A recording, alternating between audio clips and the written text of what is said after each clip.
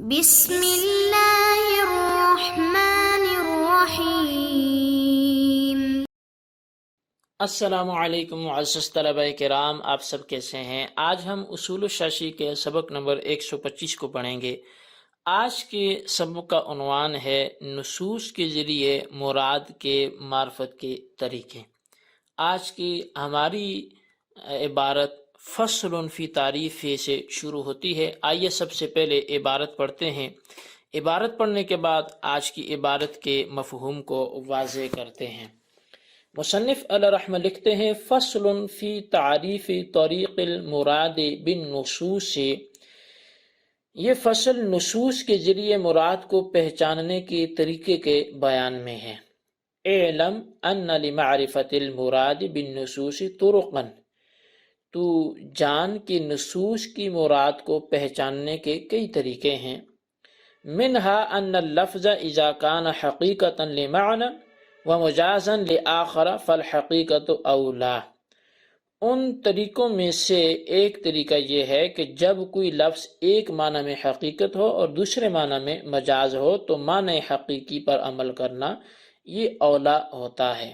مثالہ ما قال علماؤنا، اس طریقے کی مثال وہ مسئلہ ہے جو علماء احناف نے کہا ہے۔ البنت المخلوقۃ من ماء الزنا یحرم علی الزانی نکاحها، کہ زنا کے نطفے سے پیدا شدہ بیٹی سے زانی کا نکاح کرنا یہ حرام ہوگا۔ وقال الشافعی یحل، اور امام شافعی نے کہا کہ اس کے ساتھ زانی کا نکاح یہ حلال ہوگا۔ والصحیح ما قلنا، اور صحیح مسئلہ وہی ہے جو ہم نے بیان کر دیا۔ لأنها بنته حقیقتا فتدخل تحت قوله تعالی حرمت علیکم امہاتکم وبناتکم، اس لیے کہ وہ لڑکی حقیقت میں اس کی بیٹی ہے، بس وہ اللہ تعالی کے اس فرمان حرمت علیکم امہاتکم وبناتکم کے تحت داخل ہوگی کہ تم پر تمہاری مائیں اور بیٹیاں حرام کر دی گئی ہیں۔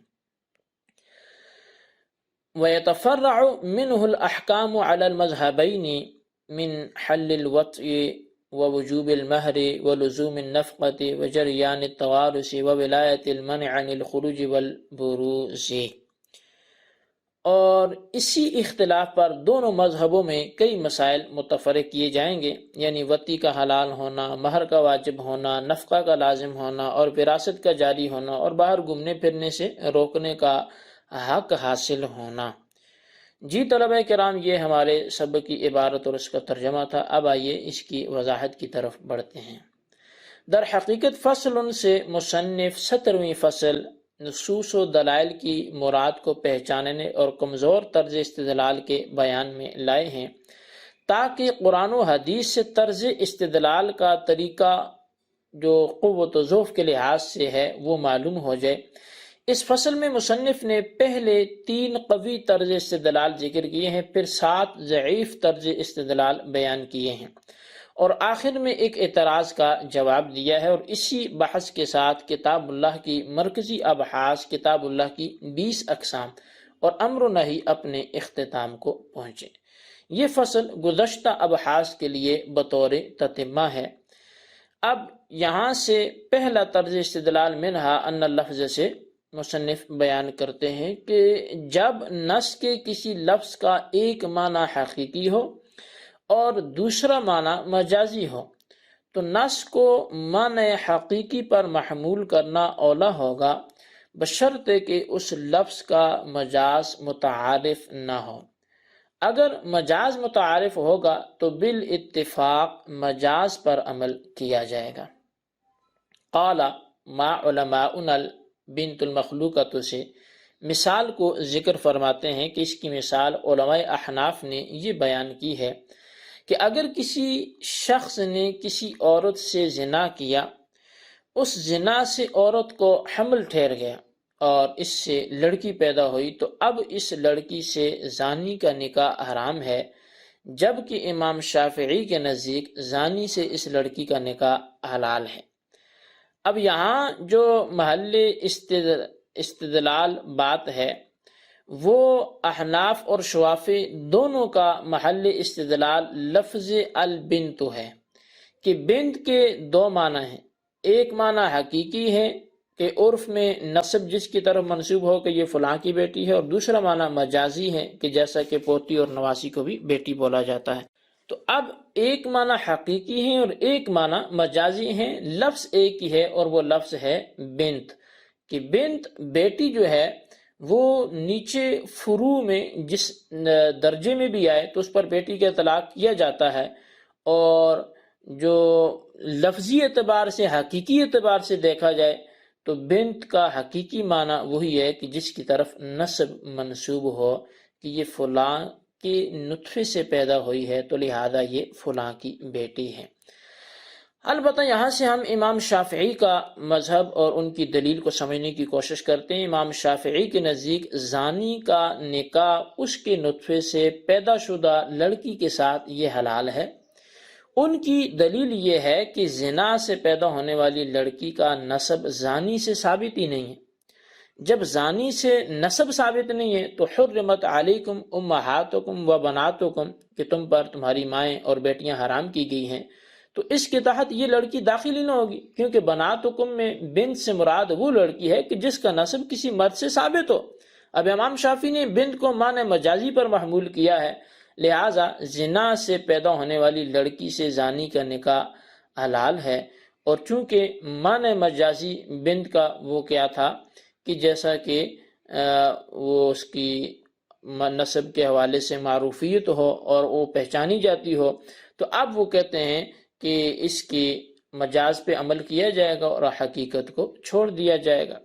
جبکہ احناف کا یہاں پہ جو مذہب ہے وہ یہ ہے کہ احناف کے نزدیک زانی کا اس کے نطفے سے پیدا ہونے والی لڑکی سے نکاح حرام ہے. اور احناف کی دلیل بالکل واضح ہے کہ لفظ بنت کے دو معنی ہیں. ایک تو معنی حقیقی ہے کہ جس کے نطفے سے پیدا ہو چاہے وہ ثابت النسب ہو یا نہ ہو، اور دوسرا جو معنی ہے وہ مجازی معنی ہے کہ کسی شخص سے اس کا نسب ثابت ہو. اب آیت کریمہ میں بناتکم کو معنی حقیقی پر محمول کرنا یہ اولا ہے کہ جو لڑکی تمہارے پانی سے پیدا ہو اس کے ساتھ نکاح کرنا حرام ہے. اب یہ حقیقی معنی ہے، اور لہٰذا چونکہ حقیقت کے اعتبار سے جو بات آتی ہے وہ یہ ہے کہ وہ جو تمہارے نطفے سے پیدا ہو تو لہٰذا وہ بیٹی ہے. اور بنات حکم میں بالکل جو زنا سے بھی پیدا ہوگی تو وہ مرد کے نطفے سے پیدا ہوگی، لہٰذا وہ بنت میں داخل ہوگی. اور امام شافعی نے چونکہ بنت کا مجازی معنی استعمال کیا کہ جس کا نسب معروف ہو، تو اب لہٰذا ان کے ہاں چونکہ وہ ثابت النسب نہیں ہے اس لیے انہوں نے مجاز پہ عمل کیا. تو لہٰذا احناف نے حقیقت کو اپنایا، چونکہ دو چیزیں ایسی تھی، ایک طرف حقیقی معنی تھا دوسری طرف مجازی معنی تھا، تو احناف پھر ایسی صورت میں حقیقت پہ عمل کرتے ہیں، مجاز کو چھوڑ دیتے ہیں. اب یہ ایک مسئلہ تھا، لیکن اس پر 5 مسائل متفرع ہوتے ہیں جو اسی اختلاف کی بنیاد پر ہیں.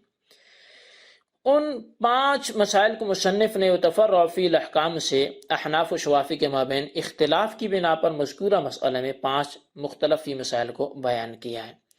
نمبر 1 یہ کہ احناف کے نزدیک زانی کے نطفے سے پیدا شدہ لڑکی کا نکاح زانی کے باپ سے بھی حرام ہے، جبکہ امام شافعی کے نزدیک زانی کے باپ سے اس مخلوقہ من مائے زنا لڑکی کا نکاح یہ حلال ہوگا. دوسرا مسئلہ احناف کے نزدیک چونکہ نکاح ہی جائز نہیں ہے لہٰذا مہر بھی واجب نہ ہوگا، جبکہ امام شافعی کے نزدیک چونکہ نکاح جائز ہے تو لہٰذا مہر بھی واجب ہوگا.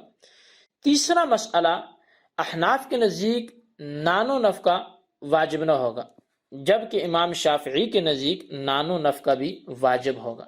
اب ہمارے یہاں نان و نفقہ واجب نہ ہونے کی وجہ یہی ہے کہ چونکہ اس کا نکاح ہی نہیں ہوا، اور جب نکاح ہی نہیں ہوا تو پھر اس پر نان و نفقہ تو بیوی کی وجہ سے واجب ہوتا ہے، تو یہ اس کی بیوی نہیں ہے. جبکہ امام شافعی کے نزدیک چونکہ اس کا نکاح ہو چکا ہے، یہ بیوی بن چکی ہے، تو لہٰذا شوہر پر نان و نفقہ بھی واجب ہوگا. چوتھا جو اختلافی مسئلہ ہے وہ یہ ہے کہ احناف کے نزدیک بطور زوجین وارث نہ ہوں گے یہ ایک دوسرے کے، جبکہ امام شافعی کے نزدیک یہ ایک دوسرے کے بالکل وارث ہوں گے، چونکہ یہ عقد نکاح سے عقد زوجیت میں بندھ گئے ہیں. پانچواں مسئلہ جو اس اختلاف کی بنیاد پر ایک اختلافی صورت کو اختیار کرتا ہے وہ یہ ہے کہ حناف کے نزدیک منکوحہ نہ ہونے کی وجہ سے مرد کو گھر سے باہر جانے سے روکنے کا حق حاصل نہیں ہوگا کہ وہ عورت کو باہر جانے سے روکے، جبکہ امام شافعی کے نزدیک یہ حق حاصل ہوگا اس لیے کہ یہ اس کی بیوی ہے۔ بہرحال یہ آج جو پہلا طریقہ تھا کہ ایک طرف مجاز ہو دوسری طرف حقیقت ہو، تو حناف حقیقت کو اپناتے ہیں جبکہ امام شافعی وہ مجاز پہ عمل کرتے ہیں۔ یہ ہمارا سبق تھا، اس کو خلاصتاً اپنے رجسٹر پہ نوٹ کریں، بالخصوص ان سوالات کے جوابات دیں۔ سوال نمبر 1 یہ ہے کہ نصوص کے ذریعے مراد کی معرفت کا پہلا طریقہ کیا ہے؟ نام تحریر کریں۔ اور سوال نمبر 2 یہ ہے کہ اس پہلے طریقے پر متفرع ہونے والے مسائل میں سے کوئی سے 2 تحریر کریں۔ اللہ تبارک و تعالیٰ سے دعا ہے جو کچھ ہم نے پڑھا سننے سے یاد رکھنے کی توفیق نصیب فرمائے، آمین بجاہ النبی الامین صلی اللہ علیہ وسلم۔